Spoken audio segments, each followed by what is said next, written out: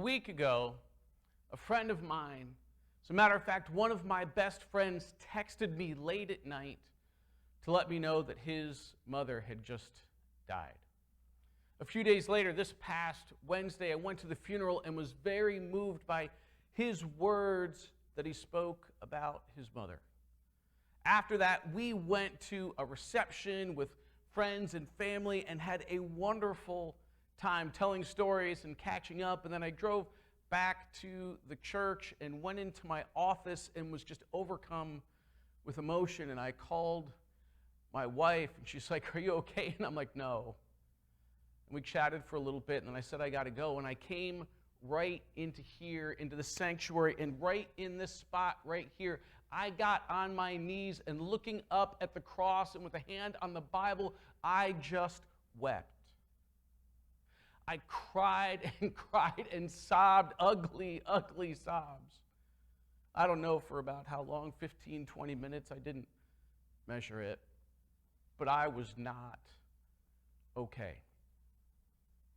Are you ever not okay? In the past, or maybe you're not okay now. See, sometimes though, when we're not okay, we don't let other people know that we're not okay. And there are a bunch of reasons for that. And some of them are in church. Lies that we tell in church. And they're fairly common. As a matter of fact, there are 3 lies that are common of people in church. 3 lies that are common of people in church. Here, the first one. Everything is okay. You ever been asked the question? You've got turmoil, you've got X, Y, Z, 1, 2, 3 running through your brain, weighing on your heart and all your intestines and insides, and you're going crazy. Someone asks, "How are you?" "Everything's okay." Or you know there's someone else you can tell something's troubling them, and you've asked that question and you're sincere in asking, you just get "everything is okay." That's lie number 1. Lie number 2. Lie number 2, I have to show that I'm okay. I have to show that I'm okay. Now, I don't know where this came from, but it probably comes from a long time ago, not that long ago, but maybe like the 50s or the 40s, where people felt like they had to come here and show their very best selves, and they had themselves together, because coming to church was more than just having a worship experience. It was showing that you were doing well, and it's a social experience, not just a faith experience. And that has persisted, this sense that you have to show that everything is okay. That leads to the third lie. This belief that everyone else is okay. And one of the reasons we get this impression is because we look around and everybody else is pretending they're okay. Saying, if you're coming in saying, everything is okay, and I have to show that I'm okay, and there are other people doing the same thing, then you come in feeling like all discombobulated because you're not okay, but everybody else looks okay because we're all faking that we're okay. Why do we do this? Why do we do this? We do this because a lot of people think it's not okay to be not okay. A lot of people feel it's not okay to show that you're not okay. But one of the really important things that you can do in your life, that you can do with other people, that you can do particularly in your community of faith, is to tell your truth. See, today, truth is embattled. Truth is becoming relative, and one truth and another truth, and it is time for us to reclaim truth as something solid, as something that is defined, that has a strong foundation, that people just can't manipulate it one way or another. And telling your truth is part of that. And one way to define the truth, that over this series of Let Us Tell the Truth, Let the Truth Be Told, is that truth is love in action. And that's one of the key points, even though it might not be obvious, that is made in the letter 1 John, chapter 3, verses 18 through 24. So let's go ahead and jump in that and start to talk about this passage and about why not only is it okay to not be okay by what, but why it's important for you to tell that truth.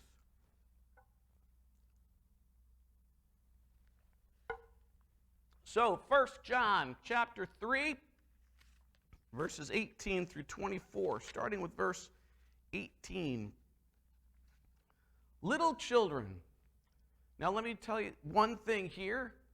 He's not putting people down. It's basically the words beloved children or children of God. It is a term of endearment and support and claiming them as the family of God connected through Jesus. Brothers and sisters, children of God through Jesus. Little children, let us love, not in word or speech, but in truth and action. In truth and action. In the preceding verse, 17, it says, how does God's love abide in anyone who has the world's goods and sees a brother or sister in need but refuses to help? Little children, let us love not in word or speech, but in truth and action. Let's talk about this for a little bit. Give you a little context for verse 18. John is writing to a church that he helped create. So we'll call it John's church. And originally, this church was going along fantastic, and people were working in the community and making things better and supporting each other. Wealthy people supporting the people who were in need, people who were in need doing different things, helping other people, all working together. And then there was a split in the church with a group of separatists who decided they were going to buy into a new way of being that was new, that didn't have anything to do with what Jesus had taught, but was beginning to emerge in the early church. And that was this: you don't actually have to do anything. You only have to say you believe. That you don't actually have to do anything. You only have to say you believe. And the church split with some people separating, saying this is all you have to do. And other people saying, no, what Jesus said, what God has said even before Jesus, what this faith is all about is both. Yes, we need to profess Jesus. Yes, he is the one that makes us brothers and sisters together. But on top of that, both and we need to have the action. We need to be true and be being true and take action. And this is where one of the foundational things that I will be trying to convince you as a definition of truth during this series, that truth can best be defined as love in action. That truth can best be defined as love in action. Let's move forward now. So, verses 19 through 21. And by this we will know that we are from the truth and will reassure our hearts before him whenever our hearts condemn us. For God is greater than our hearts, and he knows everything. Beloved, if our hearts do not condemn us, we have boldness before God. Which most people, when they read that for the first time, go, what is he talking about? Now, I wish I could tell you that it's just because, one word is translated a little funky, and if I gave you the Greek definition or I gave you the Hebrew definition, that all of a sudden this would all fall into place clearly. But unfortunately, this is generally regarded by people in the academic and theological communities as one of the worst constructed sentences in the entire Bible. So if you have read this and we're kind of like, what is he saying there? It is perfectly natural. And we're going to get to what that means. But first, I want to talk about a couple things that are challenges with the two perspectives that the people had in John's church when the separatists started to separate from the way John was teaching that was true to Jesus' teachings. First, there's an issue with the only believe idea. And that is, it lacks truth. It kind of undermines truth. One, there is a reduction of love of other people. Because when you aren't doing things for other people, you don't see the other people as much. And you're focusing on yourself, and you're focusing on the love of self and the love of a separated deity of Jesus, but you are losing that caring and compassion and mercy and action for other people. So there's a reduction in love for other people through that reduction in action. And what happens, it becomes, it's not about what I do, it's not about my behavior or what I do, it has already all been done for me. Yay me! It's all about me, me, me, me. Jesus has already done it for me, and so I don't have anything left to do. Which lacks a foundation and lacks a truth about who Jesus was and what Jesus taught. But there's, interestingly, a risk with being the type of person who says, yes, the action is just as important, that it's both and of putting these things together, that yes, I believe that we have been given unmerited grace and wonderful gifts and forgiveness by God and by Jesus that we need to accept, but also the actions. And people who focus on both of those things have an interesting thing happen. There's something in religious psychology that shows that people who are more sincere about their actions end up worrying whether their actions are good enough and have greater focus on themselves and greater concern about their actions. So there's a challenge when a person cares. There's a challenge when people pay attention to their own actions. Because when you have that sympathy and that self-awareness, you realize when you make a mistake. You realize when there is something sinful that's been done or that hasn't been done. And so you can end up people going forward very sincerely saying, oh gosh, I've made mistakes, and their heart starts to hurt. Or, oh my gosh, my life is a mess, and their heart is hurting. Or, oh my gosh, am I good enough? Am I doing enough? And they're thinking about this action part. And then someone else, oh my gosh, my life is out of control. Like, ah! And their heart is hurting as well. What the passage is showing in here, when it says in verse 19, and by this, meaning referring back to 18, by this, the truth and action, they will know that we are in truth and love. And that God's love is bigger than our hearts, meaning bigger than the pain we feel when we don't feel we measure up, when we criticize ourselves for not doing enough, when we condemn our own hearts, when we criticize our own hearts. And we are worried that God's love is bigger than that God knows we are going to make mistakes. God knows we are human, and God is going to love us anyway, even when our hearts hurt. Even when we have so much sincerity in our actions that we're wondering if we're doing enough or hurting, that our hearts hurt, God's love is bigger than that. When we are caring for the world, when we care so much that it hurts, God's love is going to be there to hold us. And that when we feel that we are flawed, that God's love is greater than all of our flaws, and that God is going to be there especially when we are in that state of sincerity and saying something is wrong and I need to fix it. That is when God is going to say, yes, you are my child. You are one of the brothers and sisters of Jesus, and you can come to me and ask for help, and I will be with you. Because God is going to love us, and God's truth is love in action.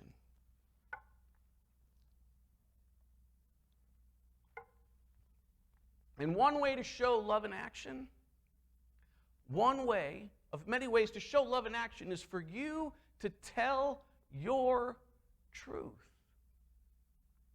For you to tell your truth, because that begins to break the cycle of people thinking everybody is okay. Because some people are looking at you, and if you're not okay and pretending to be okay, then they think you are just doing fine. And if all kinds of people are doing that, then we might have a group of people right here who all have X, Y, Z, 1, 2, 3, going through their stomachs, going through their chests, going through their hearts and their heads, driving them crazy, and they are not okay, but they're putting on a front, and they all look like they got A-plus lives going on. That leaves someone over here looking at them saying, wow, they're doing great. I have issues.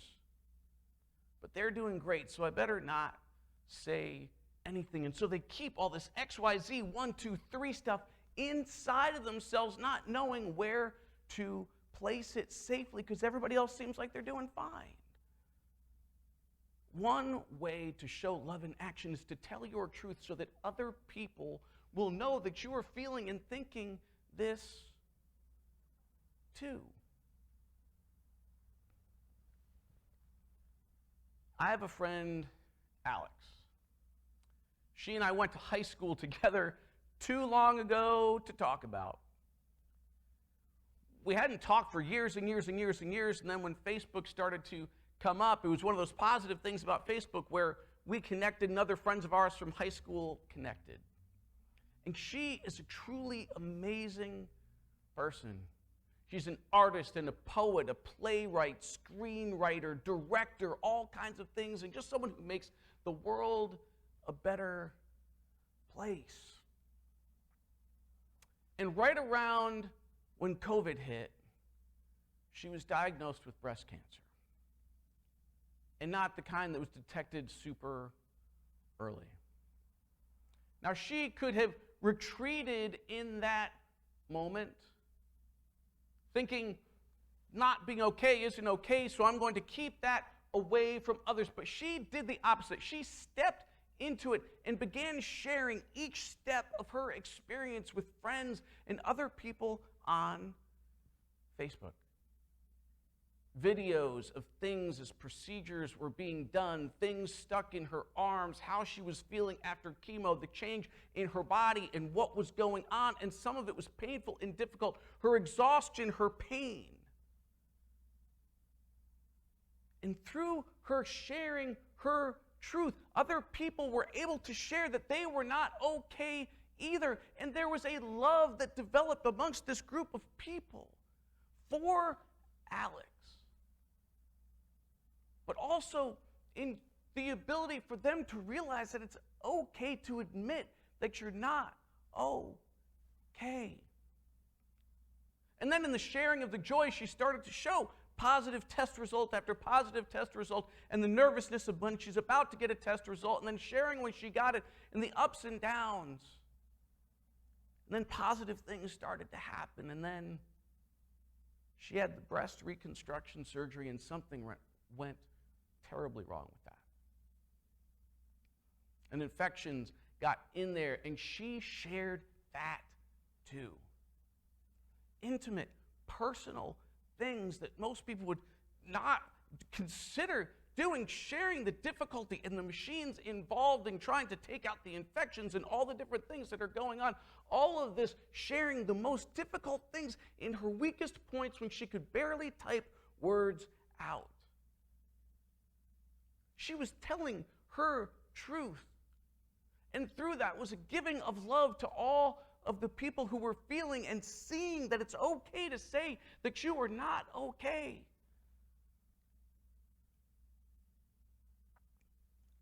Imagine if you did that. I'm not talking about posting everything on Facebook. I'm not talking about if you're a personal person throwing everything out there in the public sphere. But what if you were able to internalize this idea that it's okay to not be okay and to share that with other people? For one thing, it is likely to heal you, though there are different types of personalities, and maybe that's not for you. But it is also, if you do it, a self-sacrificial gift to other people who will then know you're not okay, and not everybody is okay, and it's okay not to be okay, and they will feel love from you. The truth that comes from you telling your truth is an act of love in action. Imagine if we all did this, and people who came in here knew we were people who were hurting and not just people who had it all together. Imagine if we shared that outside of these walls and people who didn't have everything together and who were hurting but don't come to church because they think it's a place where everybody has their stuff together. If we went out there and let people know that we're welcome you with all of your brokenness and things that hurt and that you need, and if we all told our truths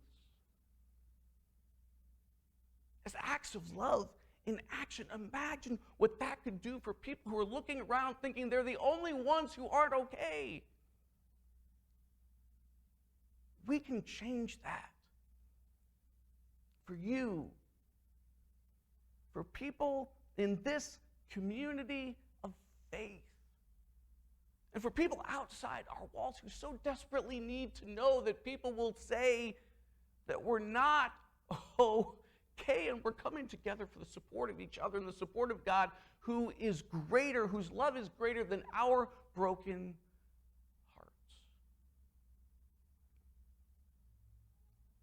If we do that, imagine the power of what that can have on an individual life, or on a family, or a community, and how sharing that can bring a powerful truth through love and action. Through love in action. To you, to this community of faith, to our wider community and people who need it so desperately. So speak your truth, because it's an act of love in action. And that is so desperately needed today. Amen.